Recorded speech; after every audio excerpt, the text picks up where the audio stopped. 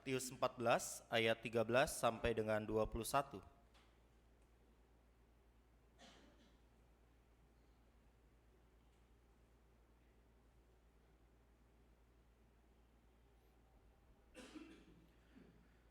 Setelah Yesus mendengar berita itu, menyingkirlah ia dari situ dan hendak mengasingkan diri dengan perahu ke tempat yang sunyi. Tetapi orang banyak mendengarnya dan mengikuti dia dengan mengambil jalan darat dari kota-kota mereka. Ketika Yesus mendarat, ia melihat orang banyak yang besar jumlahnya. Maka tergeraklah hatinya oleh belas kasihan kepada mereka, dan ia menyembuhkan mereka yang sakit. Menjelang malam, murid-muridnya datang kepadanya dan berkata, "Tempat ini sunyi, dan hari sudah mulai malam.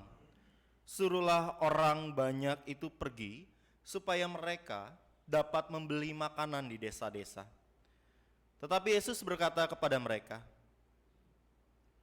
"Tidak perlu mereka pergi. Kamu harus memberi makan mereka." Jawab mereka, "Yang ada pada kami di sini hanya 5 roti dan 2 ikan." Yesus berkata, "Bawalah kemari kepadaku." Lalu disuruhnya orang banyak itu duduk di rumput. Dan setelah diambilnya 5 roti dan 2 ikan itu, Yesus menengadah ke langit dan mengucap berkat, lalu memecah-mecahkan roti itu dan memberikannya kepada murid-muridnya. Lalu murid-muridnya membagi-bagikannya kepada orang banyak, dan mereka semuanya makan sampai kenyang. Kemudian orang mengumpulkan potongan-potongan roti yang sisa 12 bakul penuh. Yang ikut makan kira-kira 5.000 laki-laki, tidak termasuk perempuan dan anak-anak. Demikianlah Injil Tuhan Yesus Kristus. Berbahagialah mereka yang mendengarkan firman Tuhan dan memeliharanya hari lepas hari. Haleluya.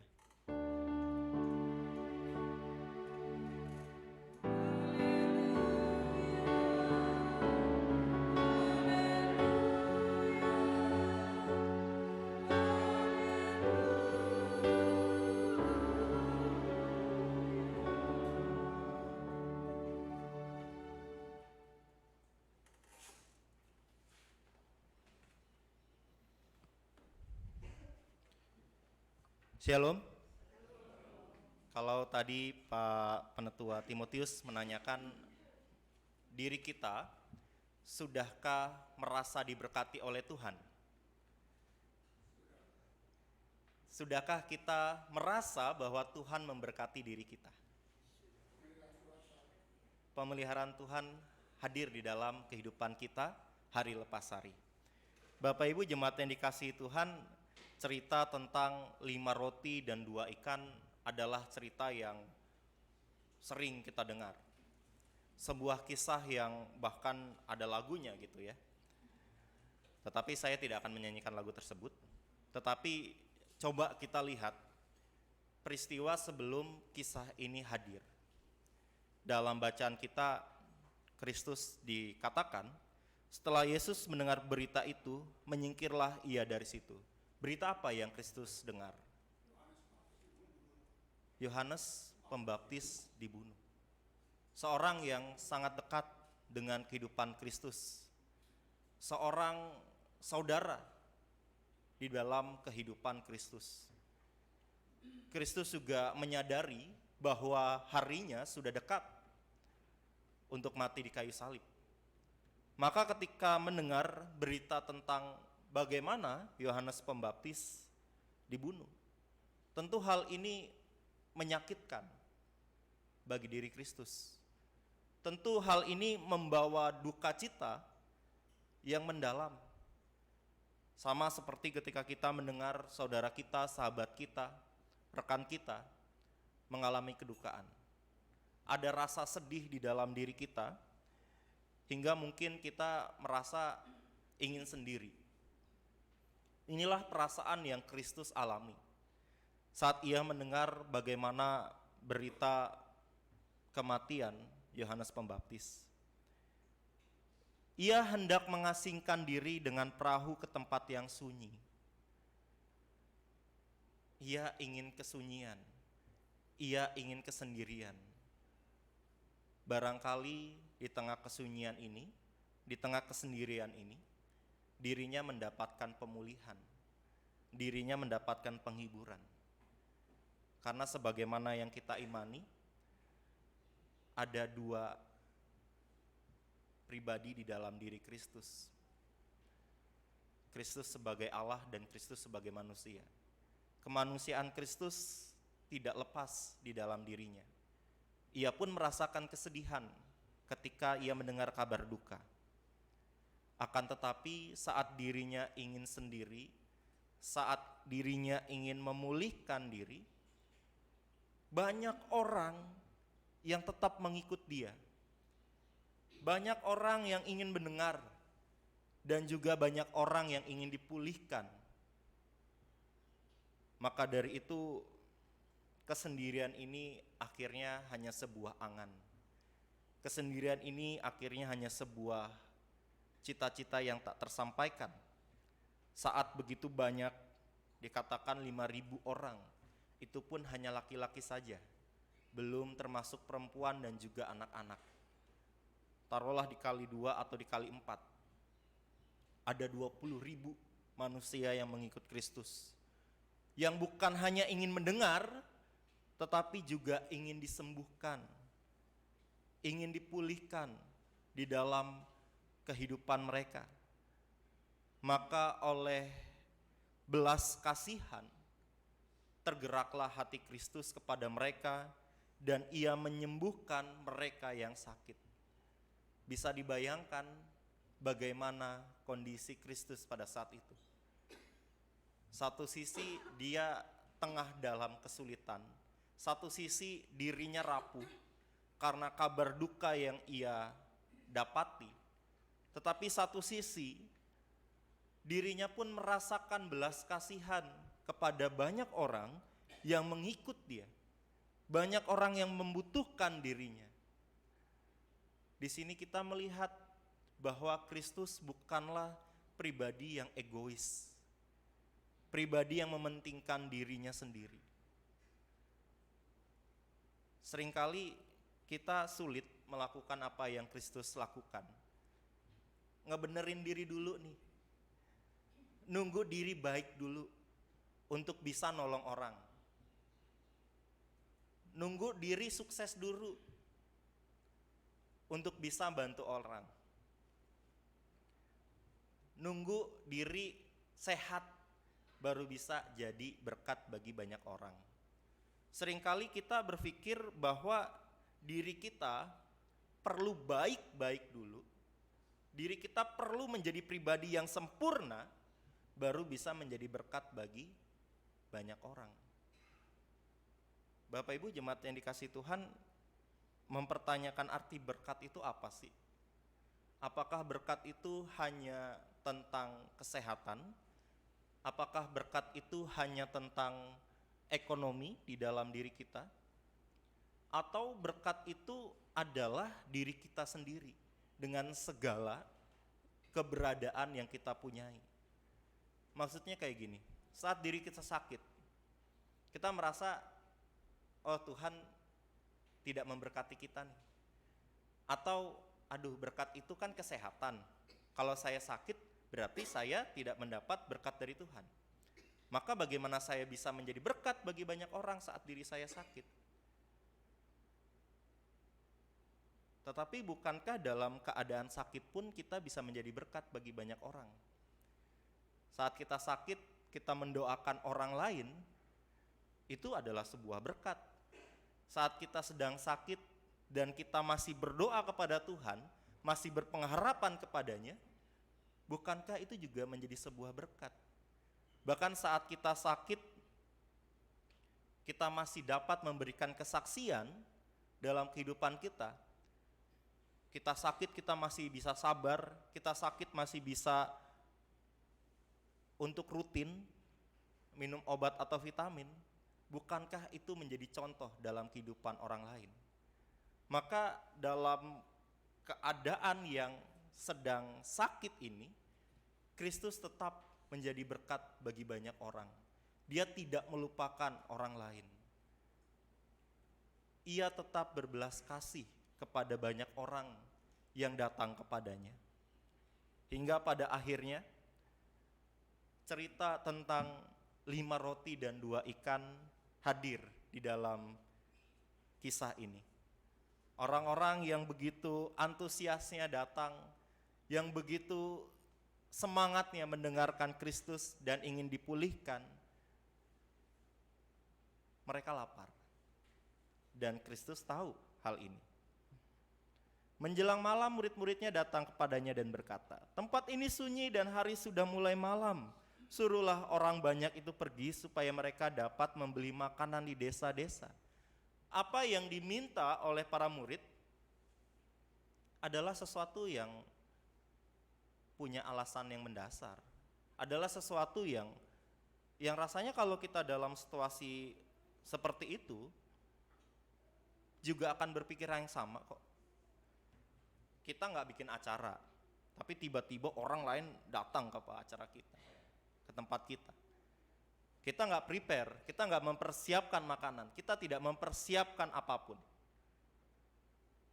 Yang bisa kita lakukan, ya seperti para murid.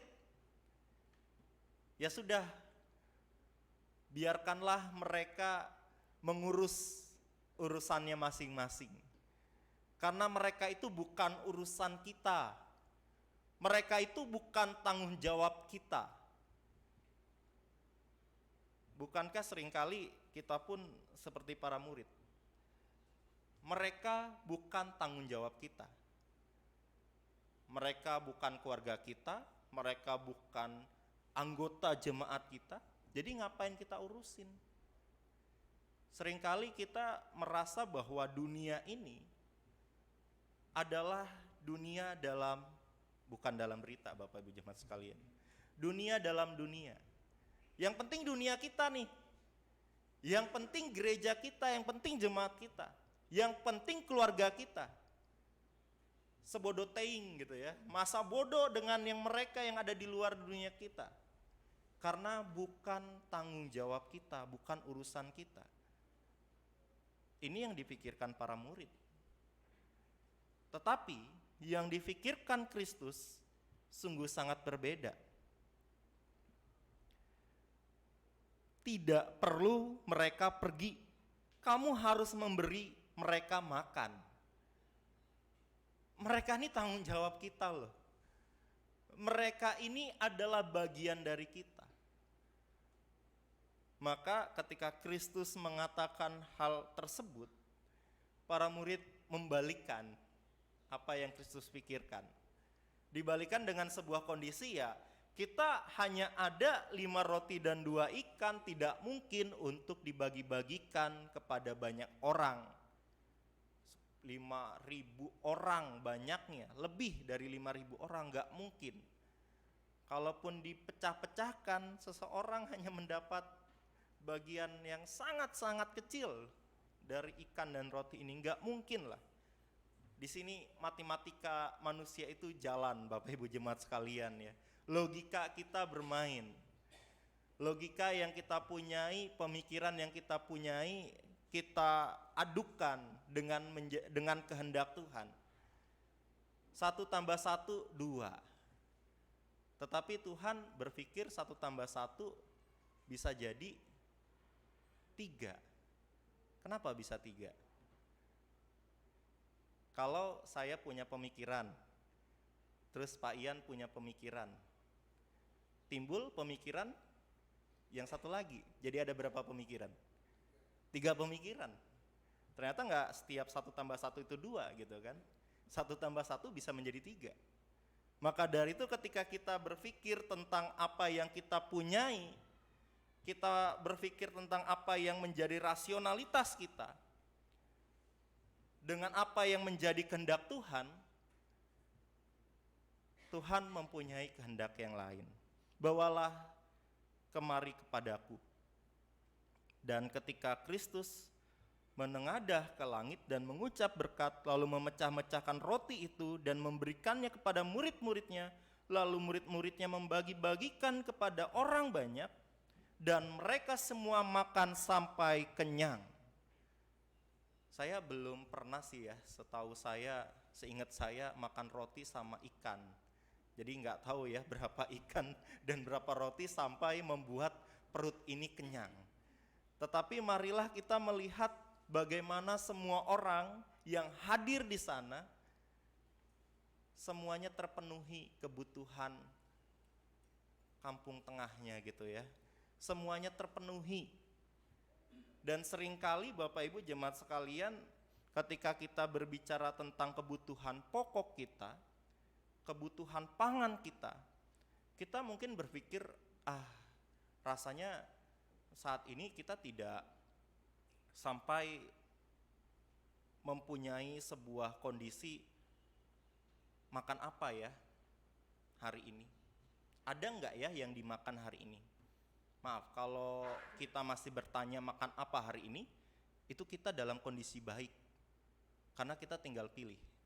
Tapi kalau kita bertanya, makan nggak ya hari ini? Itu berarti kita dalam kondisi yang tidak baik. Yang tidak baik lagi adalah ketika kita bertanya, siapa yang saya makan pada hari ini? Itu paling parah Bapak Ibu jemaat sekalian. Ada sebuah reportase gitu ya di Bandar Gebang. Dan reportase itu memperlihatkan keseharian di sana.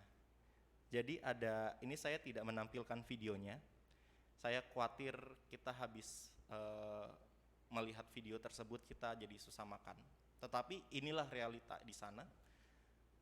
Ketika orang yang di sana di Bandar Gebang menemukan ada potongan ayam yang tentu sudah tercabik-cabik, ayam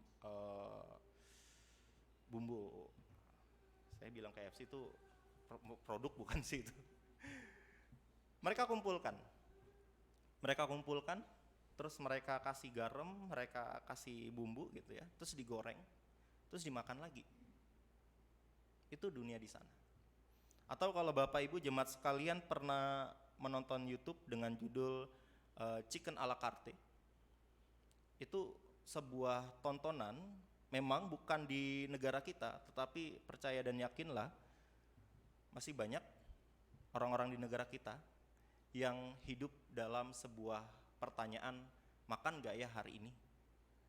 Dan ketika kita diajak untuk berpikir bahwa dunia ini bukan hanya tentang kita saja, tetapi tentang mereka yang ada di sekitar kita. Kita pun diajak menjadi berkat di dalam kehidupan ini. Kita pun diajak menjadi berkat bagi dunia ini. Ya Pak, tapi masalahnya adalah beberapa hari lalu ada berita badut di pinggir jalan ternyata tidurnya di hotel. Ini bagaimana gitu ya? Apakah ketika kita mau memberikan bantuan kepada mereka yang kita anggap sulit, ini sebenarnya kita sedang apa sih gitu ya? Kita berpikir, wah ini orang sulit nih, kita kasih bantuan. Ternyata tidurnya di hotel, 500-400 ribu semalam. Ini bagaimana diri kita melihat dunia ini. Bapak Ibu jemaat sekalian, bila kita melakukan sebuah kebaikan tetapi kita berpikir terus, takutnya kita jadi gak melakukan apa-apa. Kita takutnya jadi seuzon gitu ya, rasa-rasanya kok jadi berpikir terus hingga kita tidak melakukan sesuatu. Tetapi marilah kita melihat bagaimana Kristus, sang sumber berkat, mengutus kita untuk menjadi berkat bagi banyak orang. Dan berkat itu kembali lagi bukan hanya soal makanan, bukan hanya soal uang, tetapi kehadiran kita pun ketika membawa damai sukacita, itu kita sudah menjadi berkat di dalam hidup ini. Saat kita tengah dalam kesulitan, saat kita tengah dalam pergumulan, dan kita tetap memberikan belas kasihan, tetap memperhatikan mereka yang ada di dunia ini, itu adalah sebuah berkat. Jemaat yang dikasihi Tuhan, mari kita berbicara tentang persekutuan gereja. Kalau sebuah gereja, ini kita nggak ngomongin GKI Pulau Mas lah ya, atau kita ngomongin GKI Pulau Mas aja ya. Kalau sebuah gereja, persembahannya banyak terus setiap minggu, hingga laporan keuangannya bisa ratusan juta atau miliaran. Berkat nggak tuh? Berkat nggak? Berkat. Tapi gereja, apakah sudah menjadi berkat? jadi ketika kita melihat sebuah persekutuan gereja gitu ya, ketika kita melihat laporan keuangan, wah, bahkan ada gereja yang laporan keuangan itu bisa bermiliar-miliar. Nanti dulu nih, jangan-jangan ada berkatnya tukang bubur, berkatnya tukang makanan yang ada di situ tuh. Tapi karena, wah kayaknya kan kalau laporan gereja uangnya banyak, itu kan, wah gereja ini terberkati. Hati-hati, nanti dulu. Dan begitu juga dalam kehidupan kita. Tabungan kita banyak, puji Tuhan, syukur puji Tuhan. Tetapi nanti dulu, jangan-jangan ketika ada tukang somai lewat depan kita, terus kita, udahlah irit-irit aja. Jangan-jangan tukang somai itu berdoa kepada Tuhan, kita jadi penjawab doanya gitu ya. Maksudnya kita yang dijadikan Tuhan untuk membeli somai itu karena kita berpikir, gak usah lah. Jadi hati-hati. Jangan-jangan apa yang menjadi diri kita berpikir, wah tabungan kita, uang kita banyak, sebenarnya kita sedang diajak oleh Tuhan untuk menjadi berkat bagi banyak orang. Ya habis ini jangan berpikir nabung itu gak penting, nanti dulu gitu ya. Saya ingin mengatakan bahwa kalau kita masih punya pilihan untuk makan apa hari ini, yaitu sudah menjadi berkat bagi banyak orang. Bagi orang-orang di sekeliling kita, bagi tukang sayur di dekat rumah kita, bagi tukang jajanan di rumah kita. Oh kok tukang jajanan di rumah kita? Tukang jajanan yang lewat di depan rumah kita. Bisa jadi kita adalah saluran berkat, tetapi kita sendiri menghambat berkat itu, karena kita lebih mementingkan diri kita. Selamat menjadi berkat dan berhikmatlah dalam memberikan berkat. Tuhan memberkati. Amin.